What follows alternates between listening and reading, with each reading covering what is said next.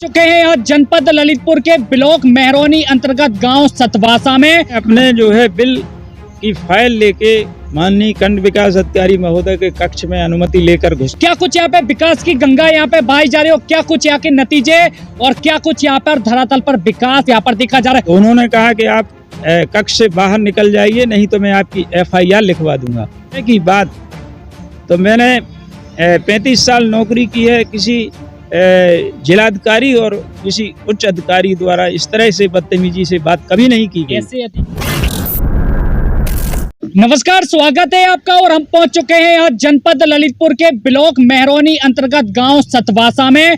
और सतवासा में आज हम पहुंचे और आज हम यहाँ की जमीनी हकीकत जानेंगे और क्या कुछ यहाँ पे वर्तमान प्रधान जी के नजरिए से यहाँ पे देखा जा रहा है, क्या कुछ यहाँ पे विकास की गंगा यहाँ पे बहाई जा रही है और क्या कुछ यहाँ के नतीजे और क्या कुछ यहाँ पर धरातल पर विकास यहाँ पर देखा जा रहा है और क्या कुछ अभी वर्तमान हालात में जो विकास यहाँ पे रह गए और किन किन चुनौतियों का सामना इनको करना पड़ रहा है, वो भी हम इन्हीं की जुबानी जानेंगे। जी भाई साहब, स्वागत है आपका, आप अपना नाम बताएं। मैं जोधन सिंह, ग्राम प्रधान सतवासा, विकासखंड मेहरौनी, जनपद ललितपुर, और मैं वर्तमान में इस समय प्रधान हूँ। और आप मुझसे क्या आपके गांव में अभी वर्तमान स्थितियों की अगर हम बात करें तो क्या कुछ अभी देखी जा रही है। बरसात का समय लग चुका है, नाला नालियाँ, सड़कें, पानी की व्यवस्था, विद्युत व्यवस्था, क्या कुछ अभी सुविधाएं और क्या कुछ समस्याएं देखी जा रही है। समस्याएं इस समय जो नमामि गंगे द्वारा इस समय जो पाइपलाइन बिछाई गई है, तो सारे गांव की पूरी सड़कें जो है खोद डाल दी गई हैं और उनके द्वारा अभी किसी किसी गली में नल के कनेक्शन भी नहीं किए गए हैं। इसके बावजूद वो मेरे पास कारपूर्ति प्रमाण पत्र के लिए आए थे। मैंने उनको मना कर दिया है कि आप पहले जो मेरे गांव में जो आपने शीशी पेवर वृक्ष जो आपने जो खोदा है, वो जिम्मेदारी भी उसी विभाग की है, उसी को उसको सही बना के देना है। तो आज तक हमारे गांव में पहली चीज़ तो जो कोई जो है नमामि गंगे से कोई आदमी उस संबंध में आज तक काम करने ना काम स्टार्ट किया है, ना अभी काम कुछ हुआ है। अच्छा, ये कितना समय हो गया है जो कि जस की तस जो समस्या पड़ी हुई है? इसको कम से कम जो है 10 महीने हो गया है जब से इन लोगों ने काम शुरू किया है। 10 महीने से पूरी सारी सड़कें, नाली, पुलिया, एक दो जगह तो उन्होंने पुलिया भी तोड़ दी है। वो पुलिया जो है जिससे पानी की जल भराव की समस्या पैदा हो गई है, उसको हम सॉल्व कर रहे हैं किसी तरह से। और गांव में पूरे सड़कें जो बनी हुई थी, सीसी रोड और पेवर वृक्ष, वो सारे खोद के तितर बितर कर दिए, जिससे बहुत दुर्घटनाएं हो रही हैं, लोगों को बड़ी परेशानी हो रही है।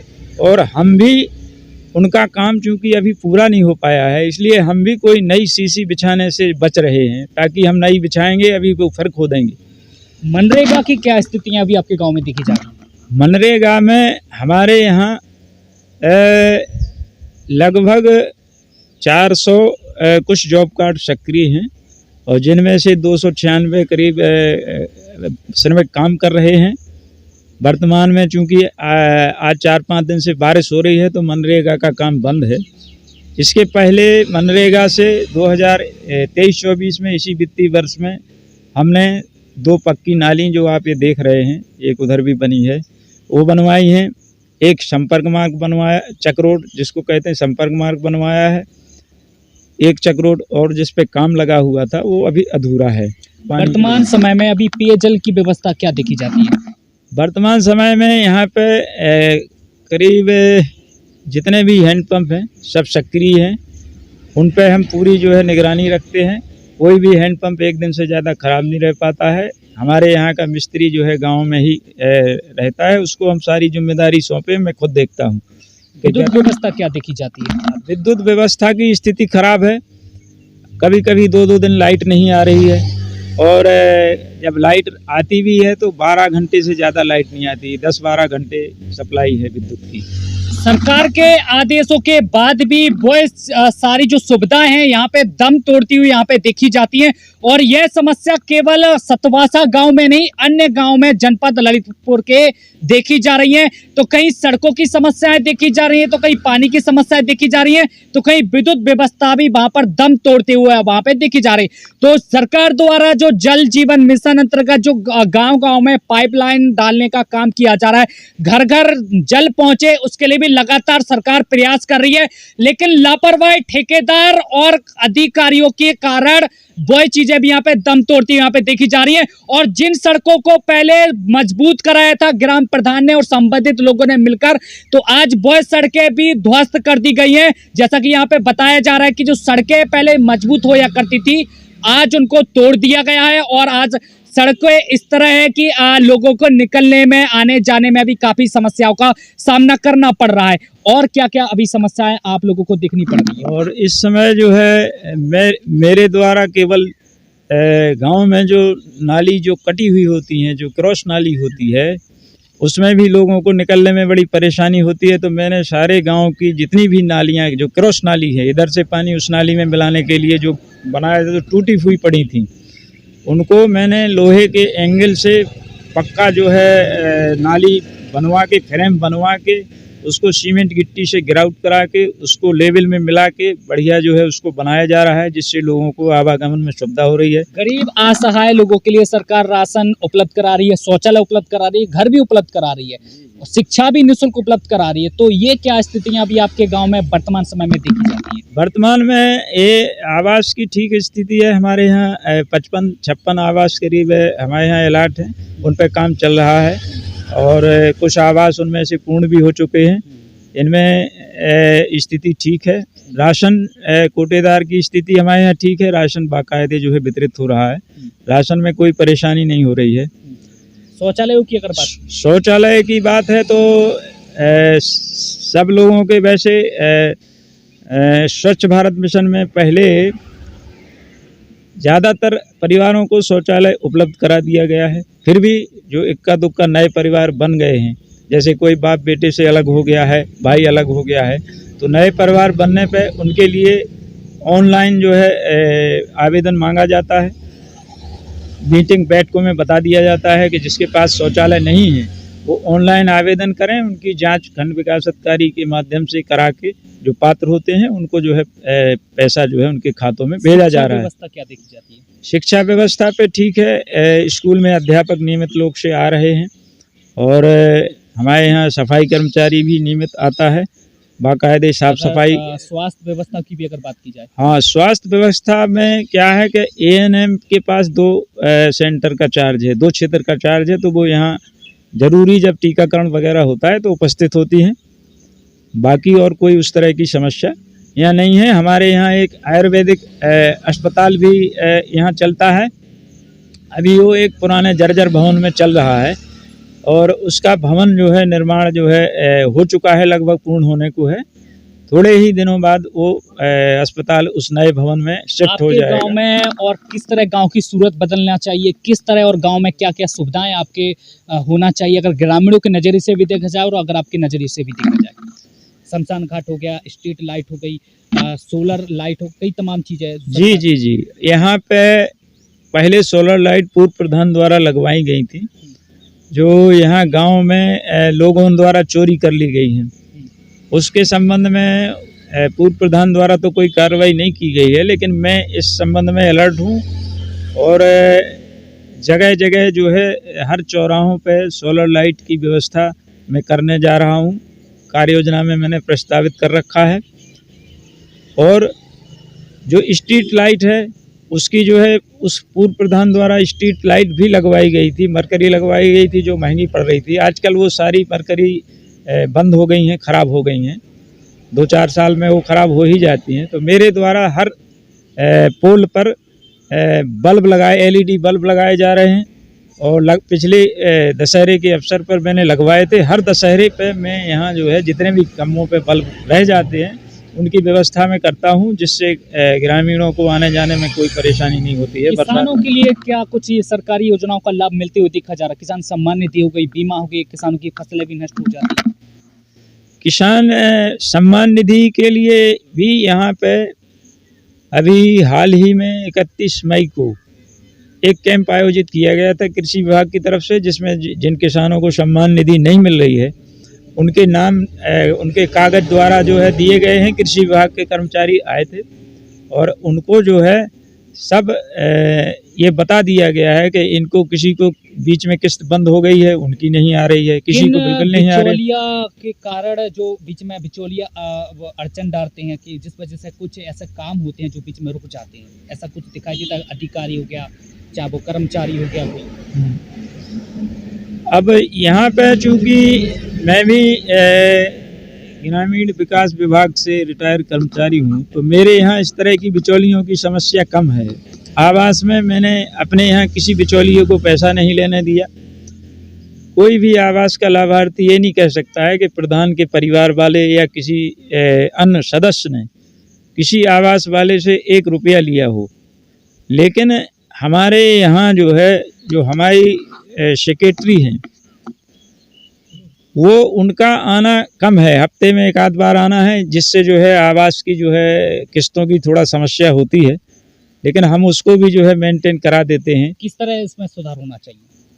इसमें आवास में तो अब चूंकि मेरे यहाँ तो ऐसी कोई समस्या नहीं है दलाली की, मैंने तो उसको बंद कर रखा है, ना मैं स्वयं लेता हूँ ना सेक्रेटरी को लेने देता हूँ। इसलिए जो है यहाँ हमारे यहाँ कोई समस्या नहीं है इस तरह की।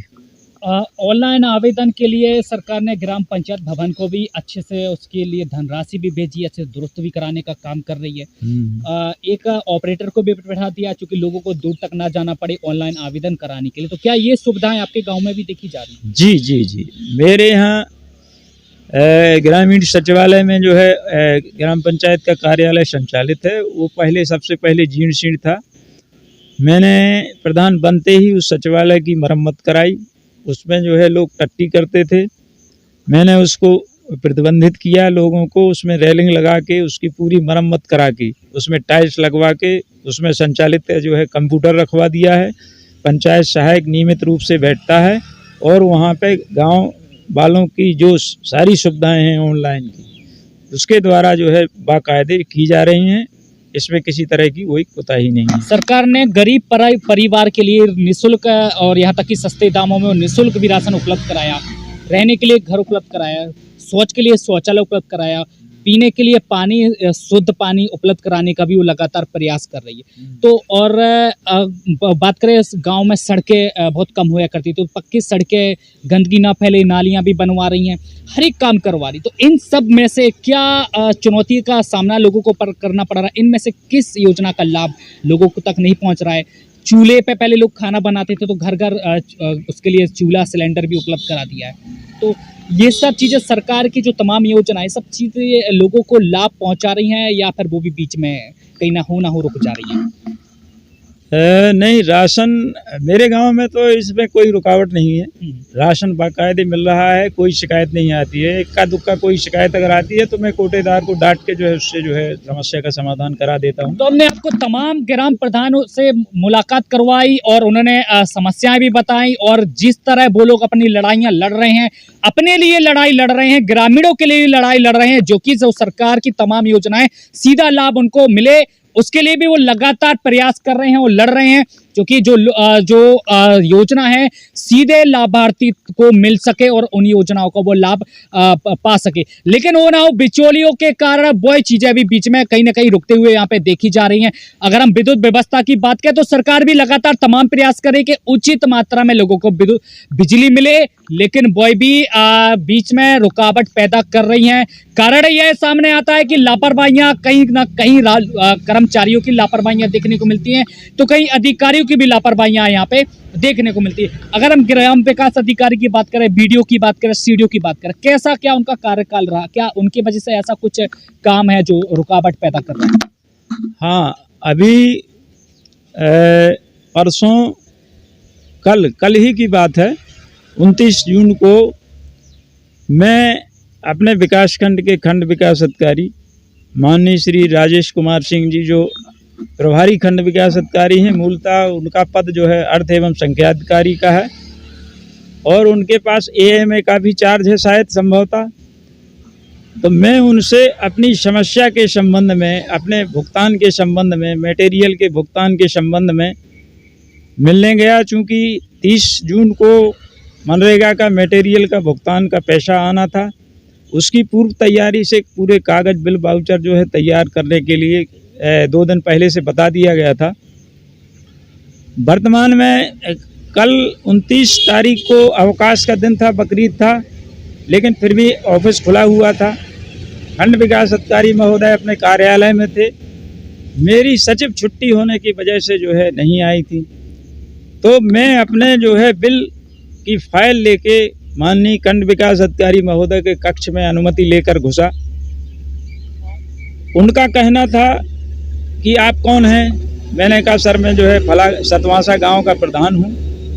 बोले आप किस लिए आए हैं? मैंने कहा कि मनरेगा की बिल जो है सर कल होना है, मेरा पेमेंट 1 साल से लटका हुआ है और मैं इस संबंध में आपसे मिलने आया हूं। बोले आपको क्या राइट है, आपको क्या राइट है ये कागज़ लेके आने का? बोले आप अपनी सेक्रेटरी को लेके भेजिए।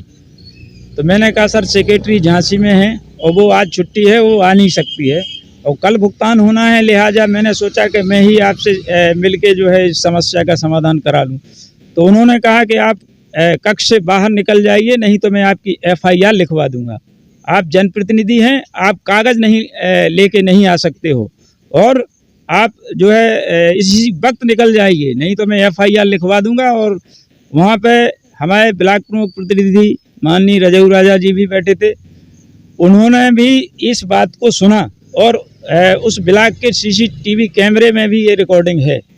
तो इस तरह से जनप्रतिनिधियों के साथ बदतमीजी करने वाले अधिकारी मुझे बिल्कुल कतई पसंद नहीं है। चूँकि इस तरह की बात तो मैंने 35 साल नौकरी की है, किसी जिलाधिकारी और किसी उच्च अधिकारी द्वारा इस तरह से बदतमीजी से बात कभी नहीं की गई। ऐसे अधिकारी पर जबकि मैं कर्मचारी था, उस समय मैं कर्मचारी था। अधिकारी कर्मचारी से कह सकता है, लेकिन जनप्रतिनिधि होने के नाते खंड विकास अधिकारी का ऐसा बर्ताव बहुत अशोभनीय है और इनके खिलाफ जो है कार्रवाई होना चाहिए। जनप्रतिनिधियों के प्रति इनका बर्ताव बहुत खराब है, इनको जो है यहाँ से हटाया जाए और ऐसे लोक सेवकों को उच्चाधिकारियों को मैं अवगत कराना चाहता हूँ कि इनके खिलाफ विभागीय कार्रवाई की अनुशासनिक कार्रवाई की जाए। तो आप अंदाजा लगा सकते हैं कि जब एक जनप्रतिनिधि से, एक गांव के जिम्मेदार व्यक्ति से जब इस तरह से अभद्र व्यवहार किया जाता है, तो आप अंदाजा लगा सकते हैं